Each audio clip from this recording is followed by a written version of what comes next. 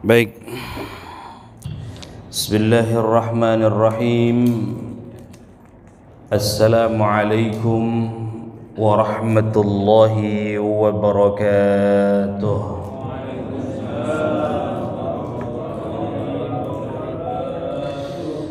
Bismillah walhamdulillah wassalatu wassalamu ala rasulillah wa ala alihi wa sahbihi wa man tabi'ah wa mawalah.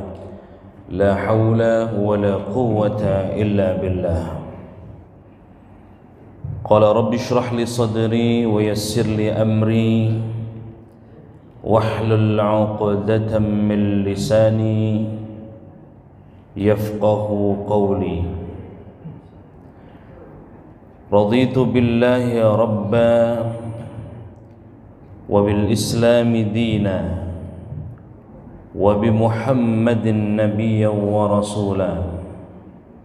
Qalu subhanaka la ilma lana illa ma 'allamtana innaka antal alimul hakim.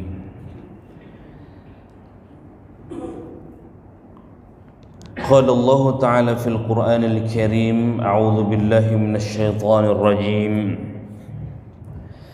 براءة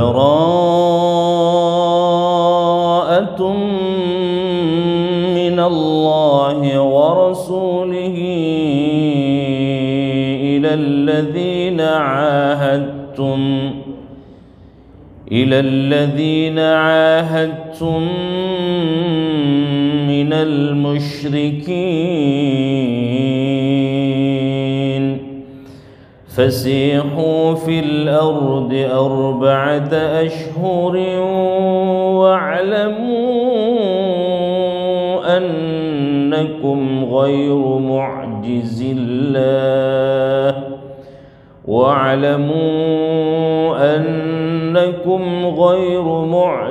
الله وأن الله مخزي الكافرين.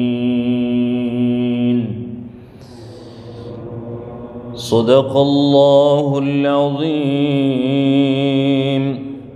وصدق رسول الله الكريم ونحن على ذلك من الشاهدين والشاكرين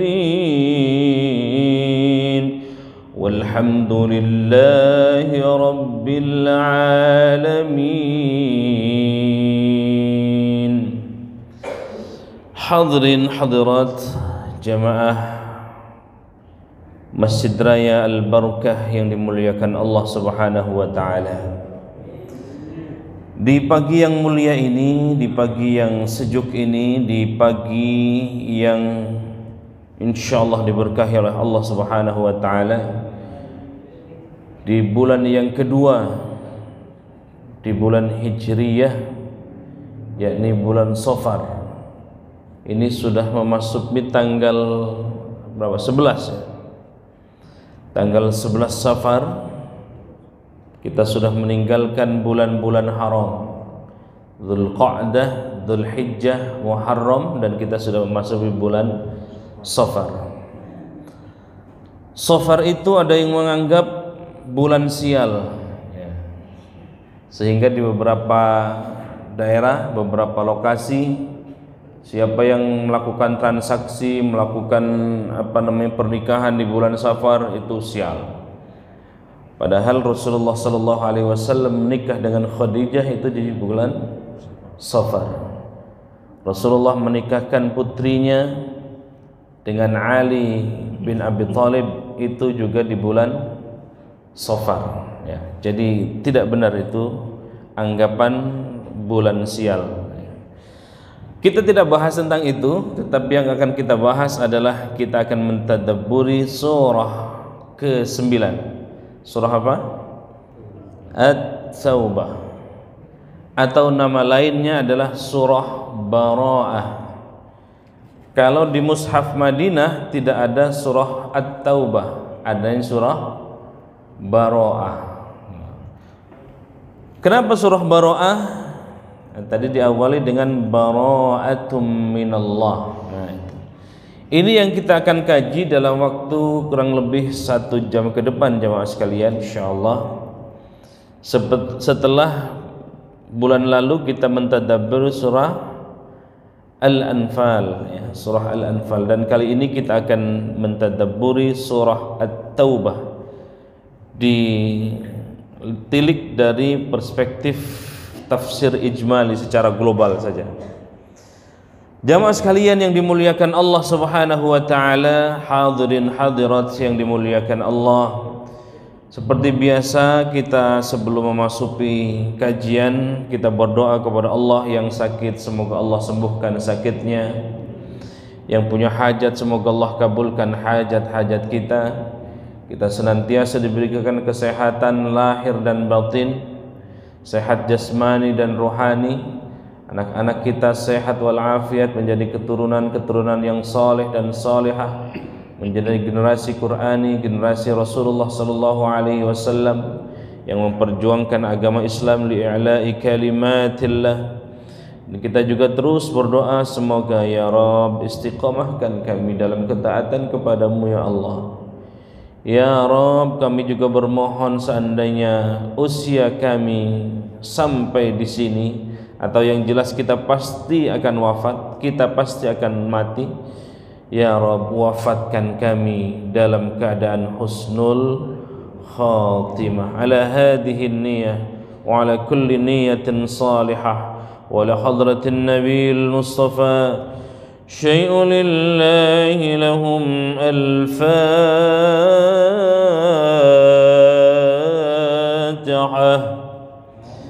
أعوذ بالله من الشيطان الرجيم بسم الله الرحمن الرحيم الحمد لله رب العالمين الرحمن الرحيم مالك يوم الدين إياك نعبد وإياك نستعين اهدنا الصراط المستقيم صراط الذين أنعمت عليهم غير المغضوب عليهم ولا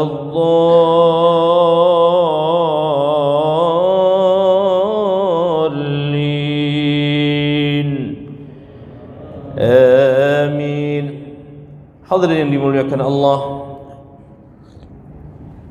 yang dekat dengan mushaf silakan pegang mushafnya, atau yang mau menyimak cukup menyimak silakan.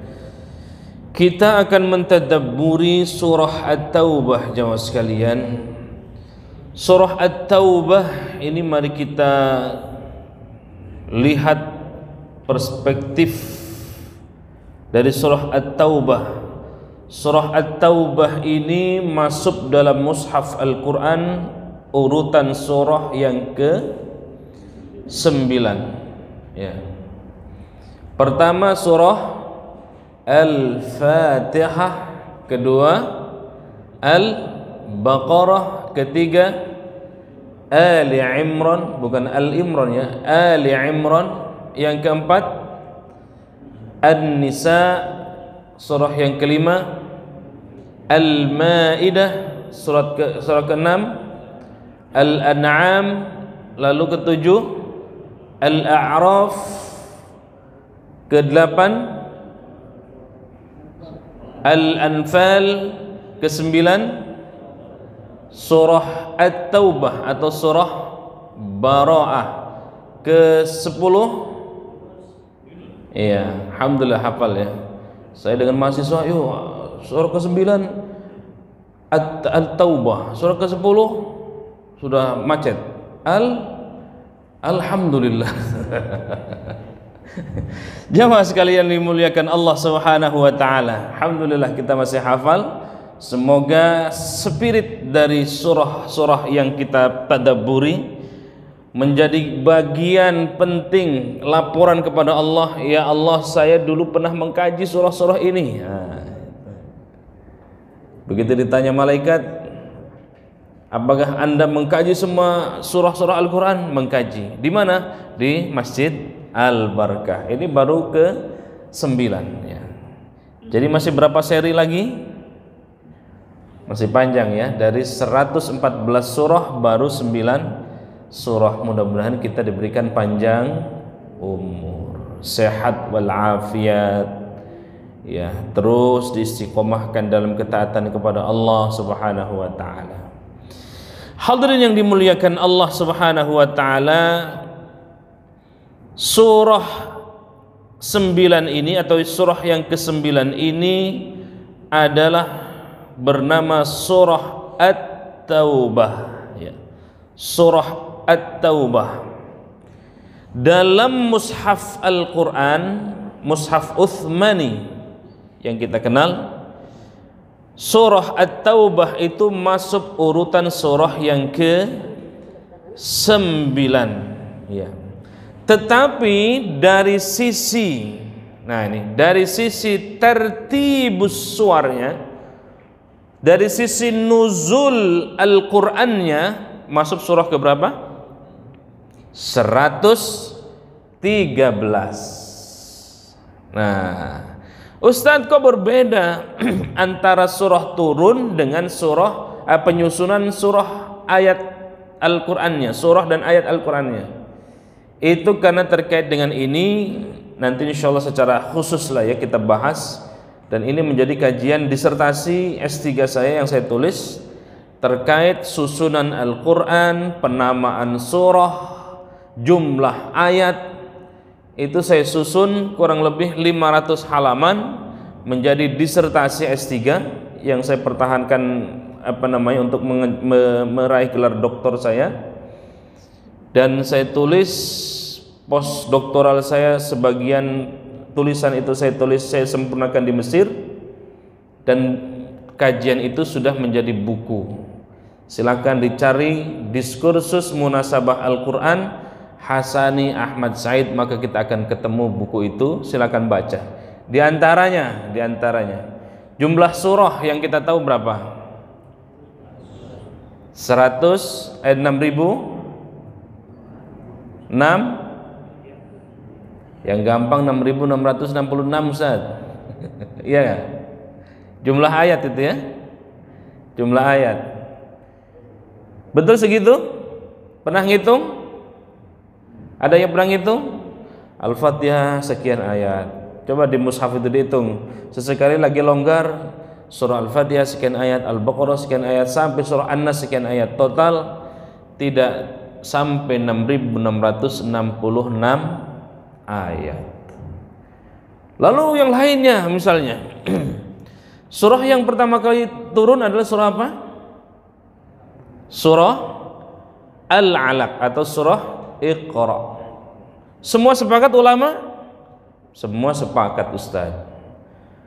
Tapi di mushaf Al-Quran kenapa tidak diruntutkan surah Al-Alaq di urutan pertama? Kenapa malah surah Al-Fatihah? Kenapa itu? Itulah yang menjadi kajian saya jamaah. Nama surah, apakah semua nama surah diberikan oleh Nabi? Tidak jamaah.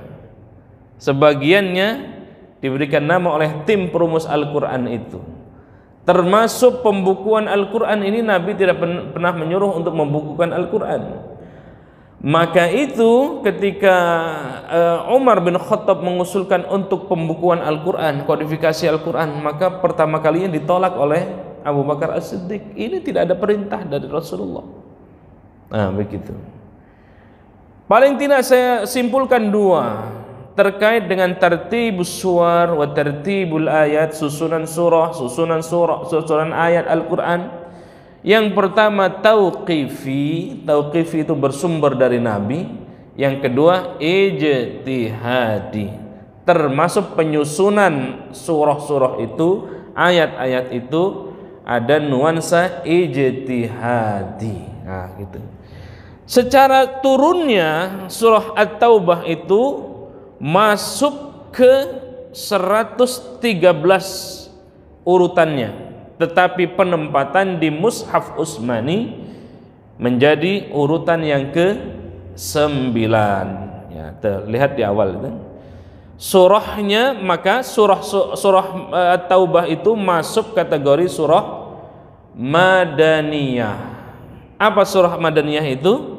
Surah-surah atau ayat atau surah yang turun yang tepat pasca Rasulullah hijrah, ya. Bukan turun di Madinah. Sebagian besar betul, tetapi tidak semua ayat atau surah yang turun di Madinah itu semuanya masuk Madaniyah. Atau sebaliknya, surah-surah yang turun di Mekah itu tidak semuanya Makkiyah. Maka dari mana kita bisa patokannya? Patokannya dari hijrah atau pasca hijrah. Kalau sebelum hijrah dipastikan semuanya Makkiyah. Kalau setelah hijrah itulah Madaniyah. Karena setelah hijrah ada yang turun di Mekah, tidak dinamakan Makkiyah tapi Madaniyah. Dari mana? Dari patokannya adalah setelah hijrah atau sebelum hijrah. Nah, baik ya Mas sekalian. Kalau ayat ini atau surah ini surah-surah Madaniyah, berarti sudah lagi tidak berbicara terkait dengan memperkokoh akidah, mengajak kepada tauhid, ya. Sudah itu ciri-ciri dari Makkiyah. Kalau surah Madaniyah itu surah-surah yang terkait dengan peperangan, terkait dengan sosial kemasyarakatan, terkait dengan pernikahan dan lain sebagainya, tentang aturan-aturan bernegara, aturan-aturan bersosial kemasyarakatan, semuanya di Madaniyah. Ya, gitu jemaah sekalian. Ya, itu yang pertama, bahwa surah At-Taubah ini masuk kategori surah Madaniyah secara turunnya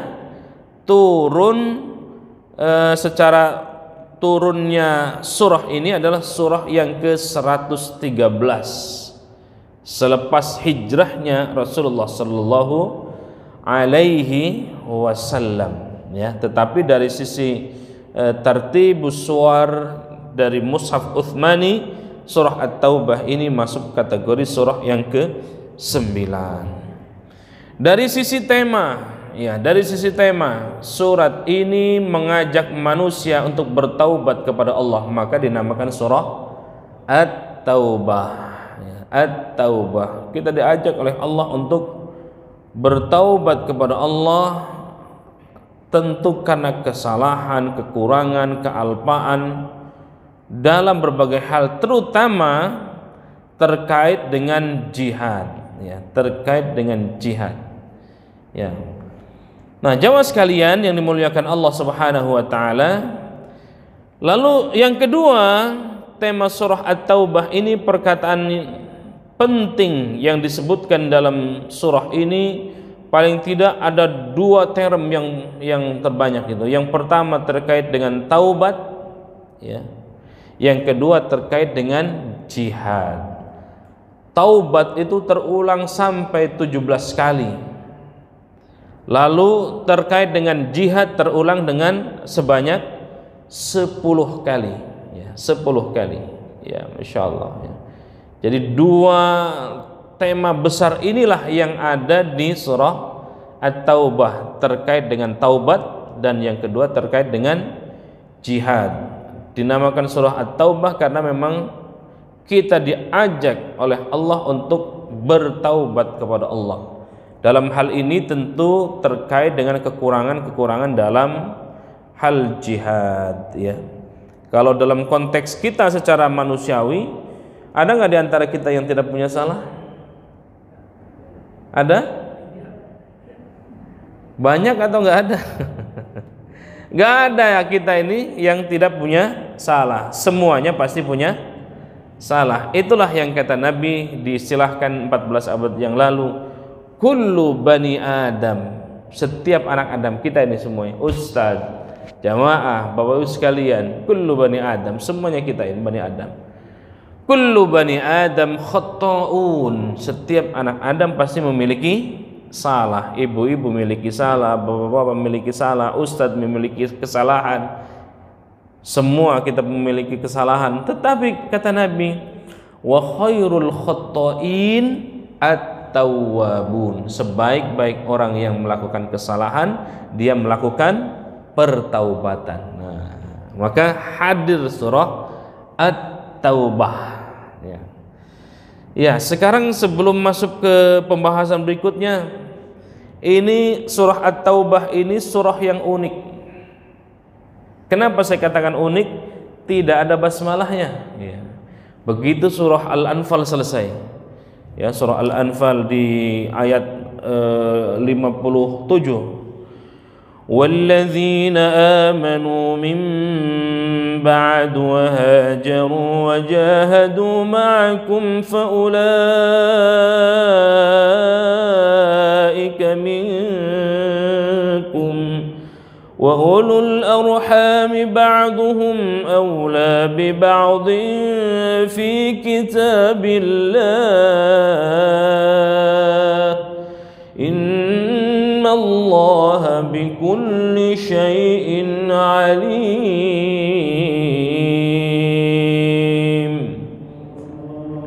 Nah, selesai itu di surah Al-Anfal. Begitu sudah mau masuk surah Baro'ah, kok nggak ada basmalahnya? Ini baca basmalah apa enggak? Nah, saudara yang tahu alasannya? Dari kecil kan kenapa nggak ada? Pokoknya kita baca aja, nggak ada basmalahnya, antara baca atau enggak? Ya, antara baca dan enggak. Langsung di sini Suratut Taubati bara'atum minallah. Nah, Suratut Taubati bara'atum minallah. Surah-surah yang lain ada Bismillahirrahmanirrahim. Di surah Al-Fatihah Alhamdulillahi Rabbil Alamin, ada basmalahnya. Surah Al-Baqarah ada lagi basmalahnya, Bismillahirrahmanirrahim. Alif Lam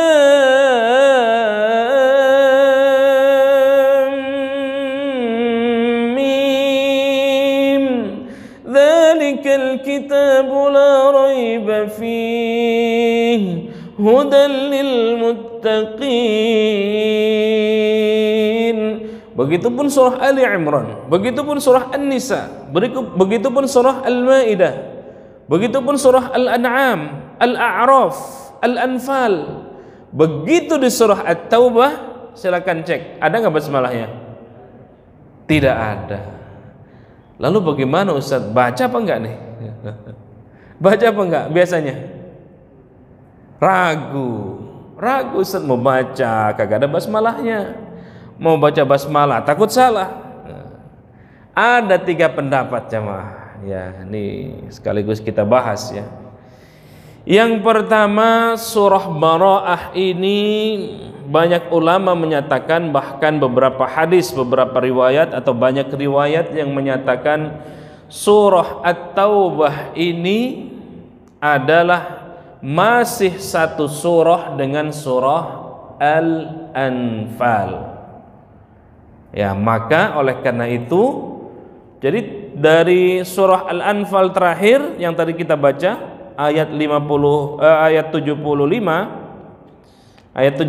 langsung saja, tidak usah pakai basmalah, langsung bara'atum minallah. Kenapa? Karena di ayat pertama di surah At-Taubah ini masih termasuk satu surah dengan surah Al-Anfal, surah sebelumnya. Nah, kalau begitu surahnya boleh nggak di buku yang saya tulis, karena pendapat ini surah-surah itu ada yang berpendapat bukan 114 surah tetapi 113. Boleh nggak berpendapat begitu? Boleh saja yang tahu ilmunya. Di ulumul Quran banyak para ahli tafsir mengatakan demikian. Salah satu alasannya karena surah Al-Anfal dengan surah Baro'ah ini satu surah. Nah, itu ya. Itu yang pertama. Bismillah.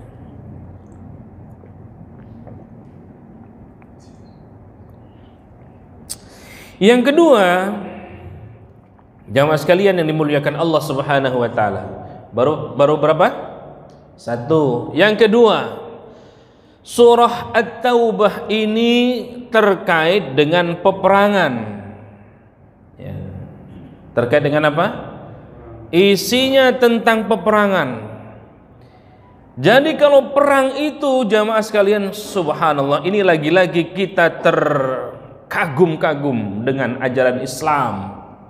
Jadi kalau kita kupas, kalau kita dalami, masya Allah, luar biasa. Ada apa yang bisa membuat kita kagum ketika kita perang, jamaah sekalian? Di nilai-nilai basmalah itu Bismillahirrahmanirrahim, dengan nama Allah yang Maha Pengasih lagi Maha Penyayang.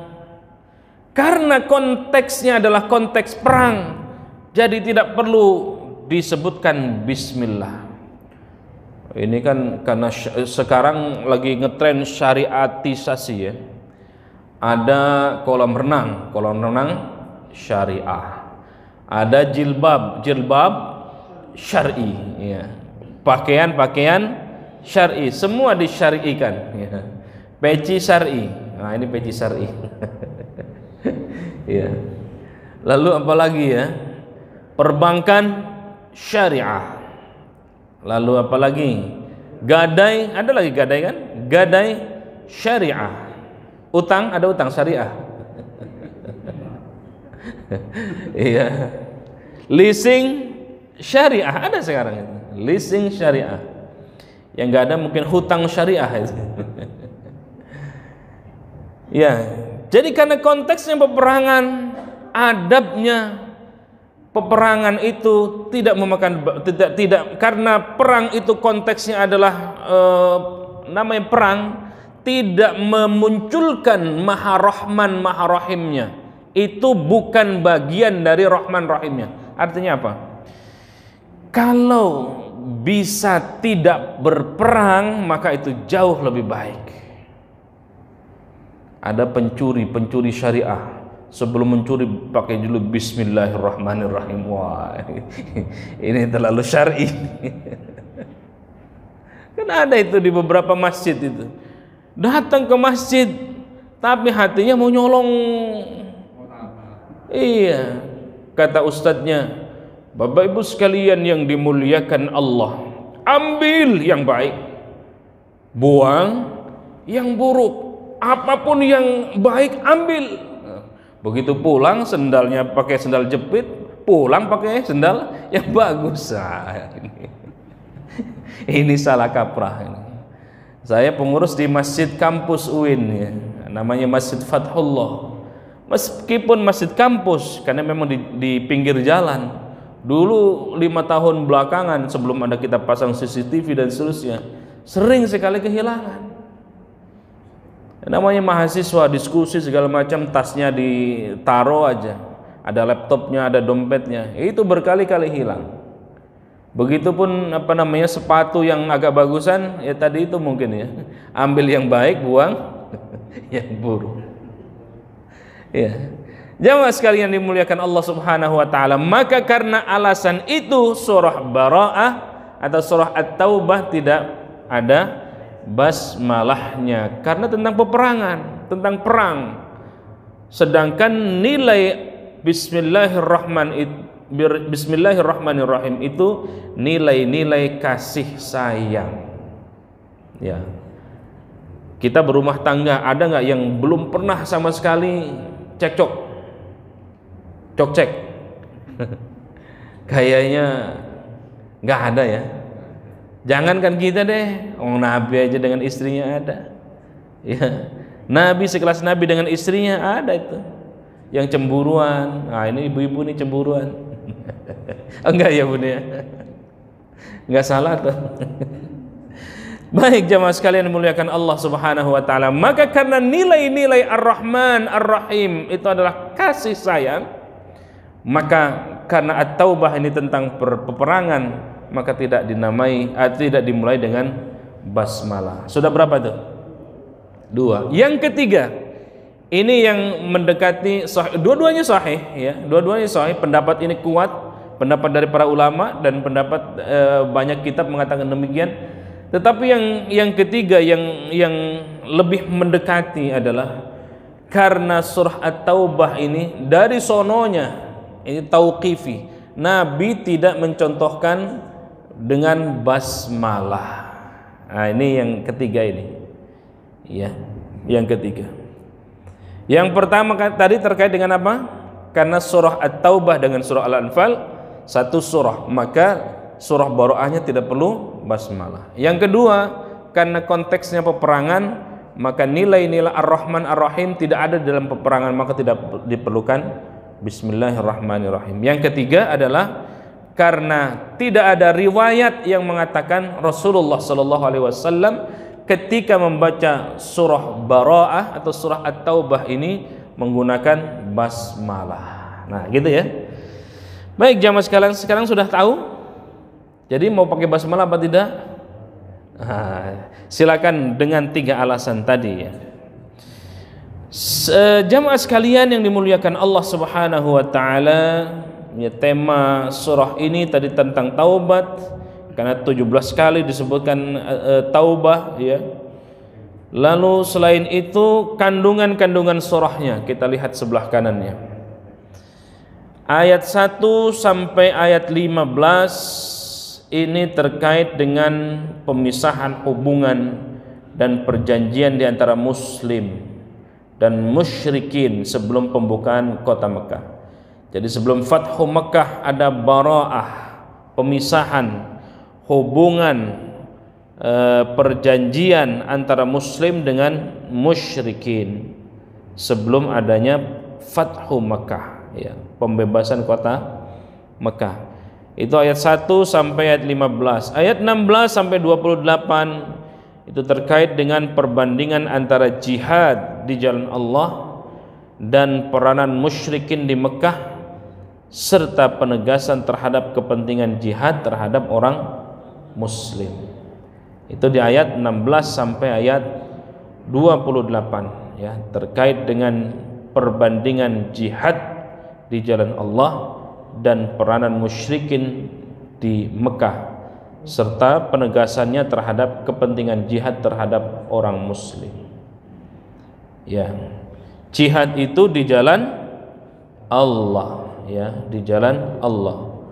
Dulu sempat ramai itu ya, karena ada jihad di jalan Tamrin ya. Yang benar adalah jihad di jalan Allah. Gitu ya. Ya, dulu kan ramai itu ya. Padahal pengalihan isu saja itu ya. Baik, jamaah sekalian yang dimuliakan Allah Subhanahu wa taala. Lalu selain itu Allah menegur orang Islam yang pergi ke perang Hunain yang yakin boleh menang, dia dapatkan kemenangan karena ada bilangan yang besar, ya cukup besar, tanpa menyandarkan kepada Allah Subhanahu wa taala. Jadi ayat 16 sampai 12 itu juga ada perang Hunain.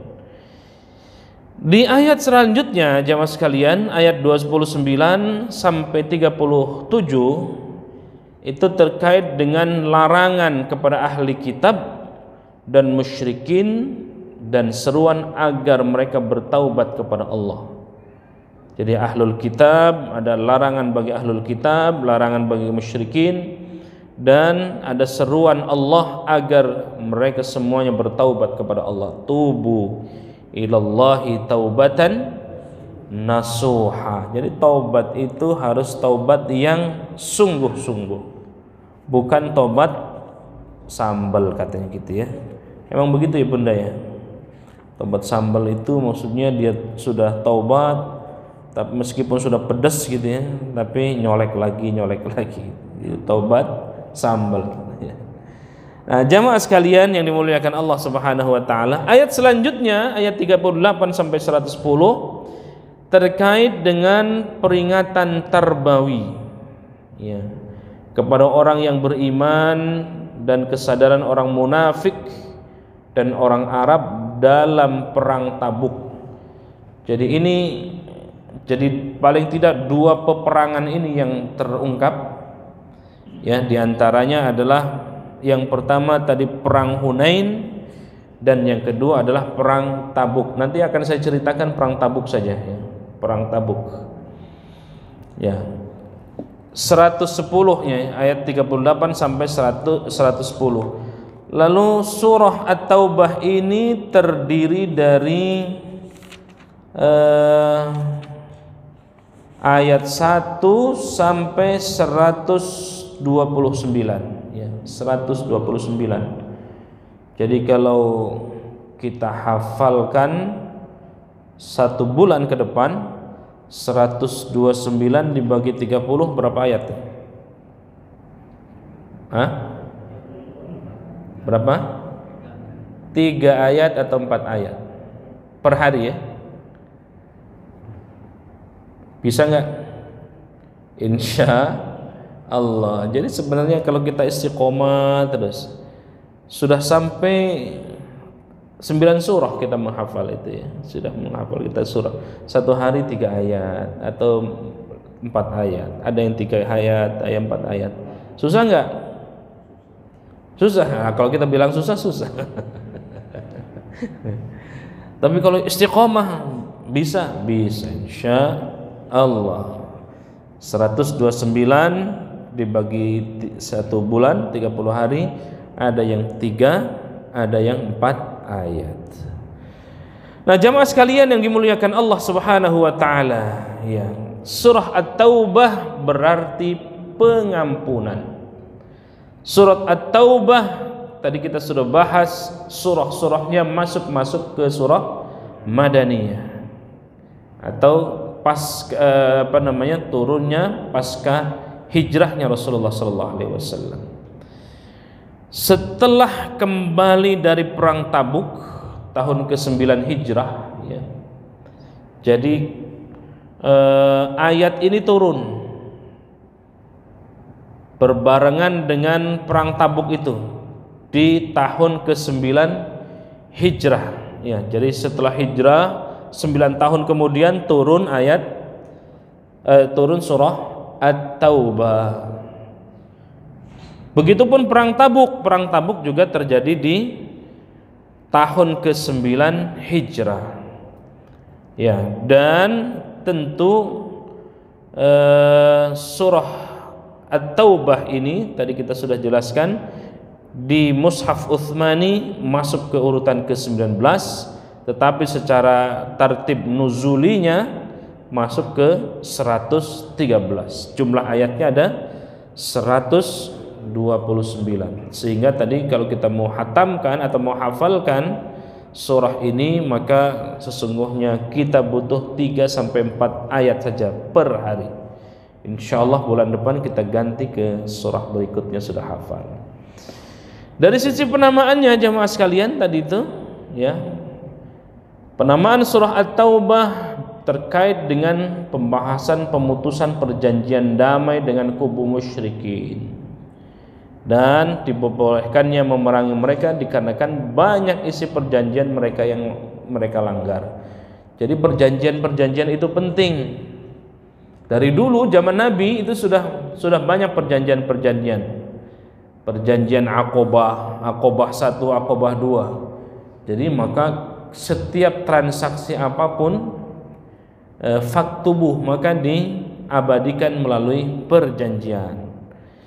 Ya, perbedaan yang mencolok tentu surah At-Taubah dengan surah yang lainnya adalah kenapa? Karena surah At-Taubah ini tidak diawali dengan bacaan basmalah. Tadi kita sudah jelaskan. Ya, ada 3 alasan paling tidak yang kuat menurut pandangan para ulama. Kenapa? Karena At-Taubah atau surah At-Taubah berisi terkait peperangan. Sedangkan lafaz basmalah adalah simbol perdamaian, simbol kasih sayang. Jadi nggak masuk gitu ya. Nah, maka akan alasan itu, satu di antara 3 alasan tadi, maka surah At-Taubah tidak ada basmalahnya. Penamaan surah, ada yang menamakan surah Bara'ah, melepaskan diri. Bara'ah itu artinya melepaskan diri. Kata yang terdapat dalam ayat yang pertama tadi saya bacakan, Bara'atun bara'atun minallahi wa rasulih. Ayat satunya. Maka karena itu nama surah ini dinamakan surah Bara'ah. Iya. Karena terdapat di ayat pertama mengandung arti pemutusan hubungan atau ikatan perjanjian yang telah disepakati antara kaum muslimin dengan kaum musyrikin, karena banyak perjanjian-perjanjian yang dilanggar. Ada lagi penamaannya adalah surah Al-Fadilah. Al-Fadilah itu Al-Fatihah, ya. Al-Fatihah, membuka rahasia, ya. Kenapa? Karena surah ini telah membuka rahasia orang-orang munafik, yaitu kekufuran dan niat buruk yang tersimpan dalam hati mereka. Jadi karena Allah yang berkehendak, maka terbukalah rahasia-rahasia itu. Maka surah ini dinamakan surah Al-Fatihah. Lalu kemudian ada juga dikenal dengan surah Al-Mudamdimah. Kenapa surah Al-Mudamdimah dinamakan, surah At-Taubah dinamakan juga surah Al-Mudamdimah? Karena Al-Mudamdimah itu berarti curahan, ya. Curahan apa? Ungkapan curahan murka Allah terhadap orang-orang munafik, ya, terhadap orang-orang munafik. Jadi ada beberapa ayat terkait dengan curahan Allah atau murka Allah terhadap orang-orang munafik. Dari sabab nuzulnya silakan jamaah sekalian dilihat. Sini paling tidak, ya, turunnya surah At-Taubah ini adalah hikmah dari perang Tabuk. Ya, perang Tabuk ini adalah perang terakhir Rasulullah sebelum wafat. Jadi tahun ke-9 itu sudah perang terakhir sebelum wafatnya Rasulullah sallallahu alaihi wasallam. Yang paling tidak dalam surah At-Taubah ini terdapat kisah taubatnya 3 orang yang tidak ikut dalam perang Tabuk. Kita masih bisa 5-10 menit lagi, ya. Ya, di mana ketiganya ini selalu mengikuti perang melawan musuh-musuh Allah, tetapi dalam perang Tabuk itu ketiganya ini tidak ikut. Maka karena itu mereka bertaubat kepada Allah. Siapa tokoh-tokoh itu? Ada Ka'ab bin Malik, Hilal bin Umayyah, dan Murarah bin Ar-Rabi. 3 tokoh ini yang tidak ikut dalam perang Tabuk, padahal perang-perang sebelumnya dia ikut. Lalu kemudian terkait dengan tahun turunnya surah At-Taubah, sehingga para mufassir sepakat bahwa surah At-Taubah ini diturunkan pada akhir tahun ke-9 Hijrah.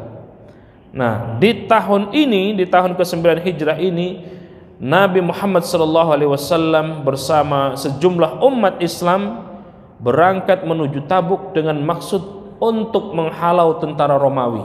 Berapa tentara Romawi ketika itu? Kurang lebih 40.000 jemaah. Jadi pasca Fathu Makkah, ya, kan pembebasan kota Makkah itu banyak sekali orang-orang yang masuk Islamnya. Ketika Fathu Makkah, berapa pasukan Rasulullah dari Madinah menuju Makkah? 10.000 pasukan. Ketika itu Fathu Makkah seolah-olah Islam sudah menang gitu, ya. Tapi di balik itu ada yang membayang-bayangi. Apa yang membayang-bayangi adalah kekuatan Romawi, ya. Jadi dulu ada negara adidaya kira-kira. Kalau sekarang negara adidaya mana, ya? Masih Amerika? Amerika dan China, ya? Atau bahkan Amerika sudah di bawah China, ya? Ya, kurang lebih Amerika dan China lah negara adidaya. Dulu ada negara, ada Romawi, Rum. Berapa kekuatannya? 40.000 yang siap akan memberangus orang-orang yang sudah masuk Islam, ya. Masya Allah. Sedangkan ketika itu umat Islam kurang lebih masih 10-an ribu. Karena Fathu Makkah itu banyak orang-orang yang berbondong-bondong masuk Islam, tapi tidak sebanding dengan kekuatan Romawi. Siapa raja Romawi yang berkuasa ketika itu? Heraklius, tokoh yang disegani itu, dengan 40.000 pasukan yang siap menghancurkan Madinah ketika itu, yang siap memberangut umat Islam ketika itu. Tapi ada satu spirit jamaah yang Rasulullah gelorakan. Ya, ketika saat itu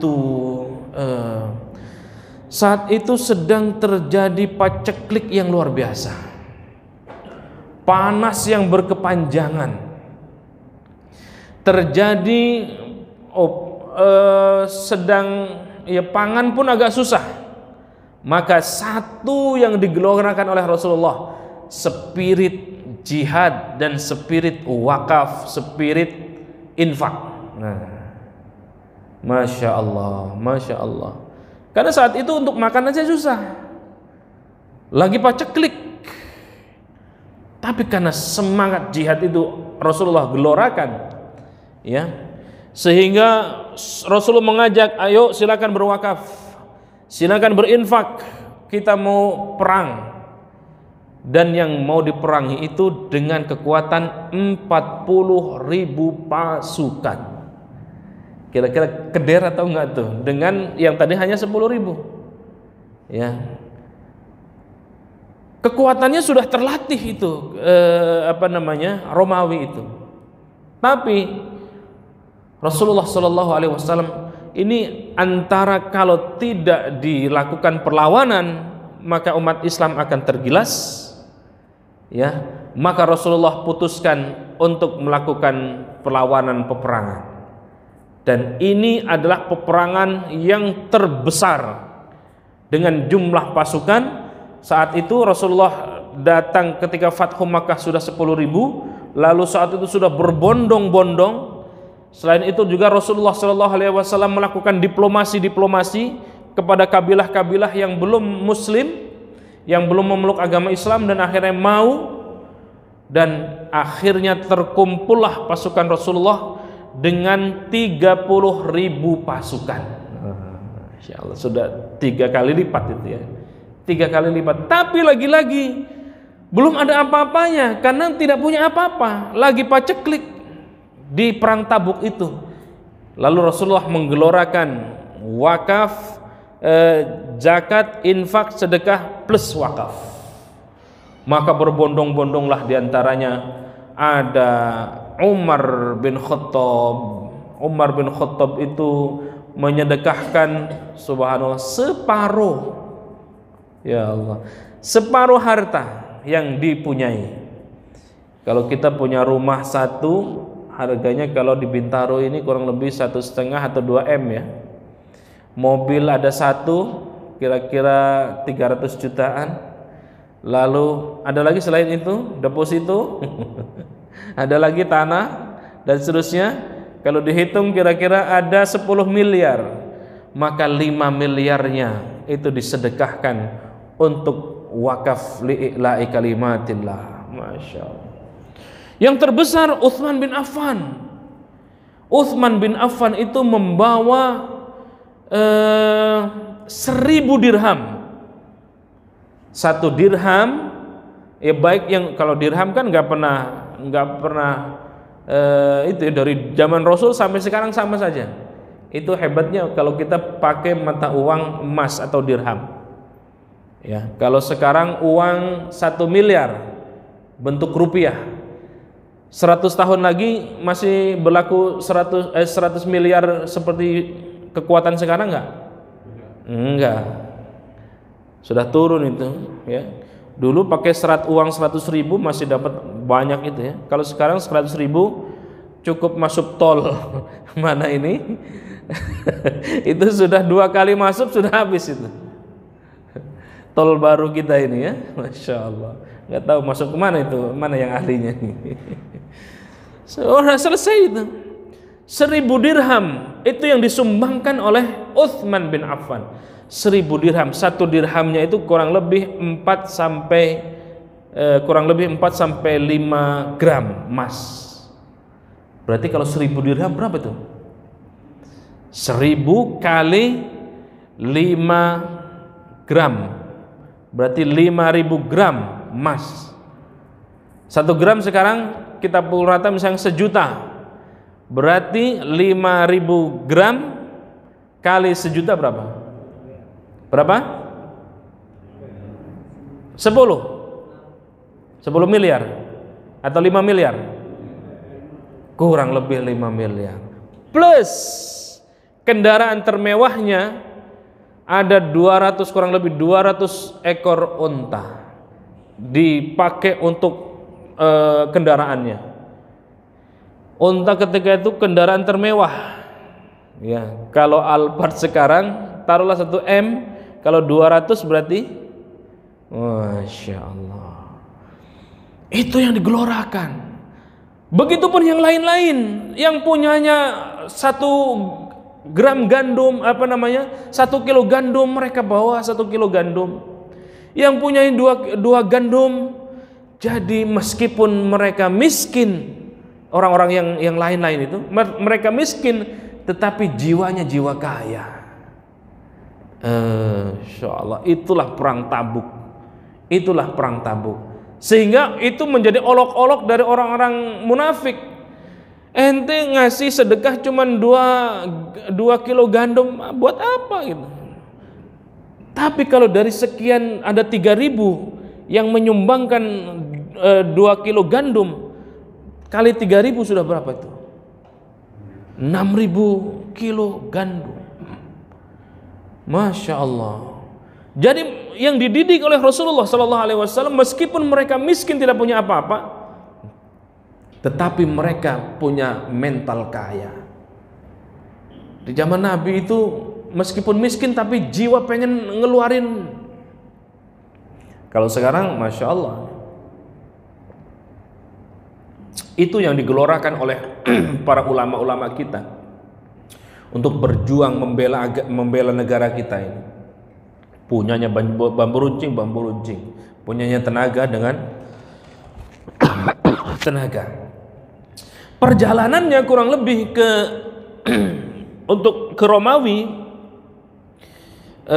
sekarang kurang lebih perbatasan itu negara Jordan. Kurang lebih 700 kilo. 700 kilo dari Indonesia kemana tuh? Indonesia ke dari Jakarta kemana? Madiun.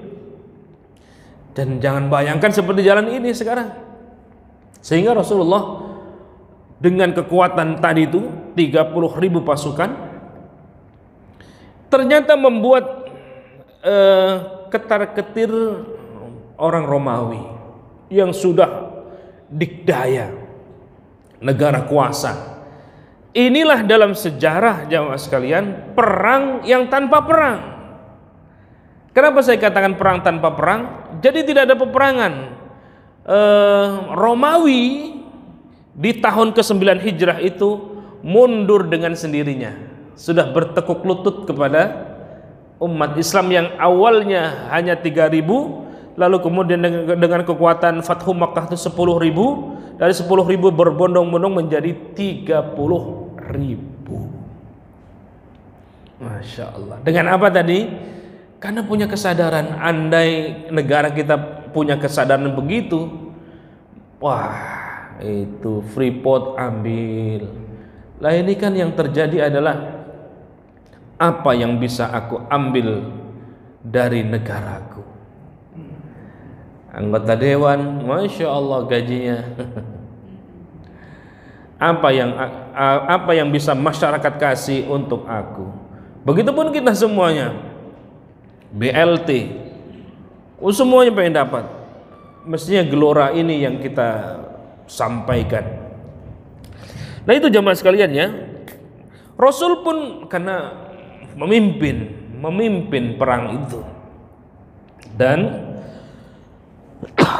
Ali radhiyallahu anhu diminta oleh Rasulullah untuk menjadi Rasul berangkat jadi wakilnya menggantikan kekuasaan di Madinah ketika itu adalah Ali bin Abi Thalib. Nah, spirit itu jamaah sekalian ya, saya kira cukup. Wallahu a'lam bishawab, semoga bermanfaat. Akhirul kalam, wassalamualaikum warahmatullahi wabarakatuh. Cukup atau ada tanya jawab?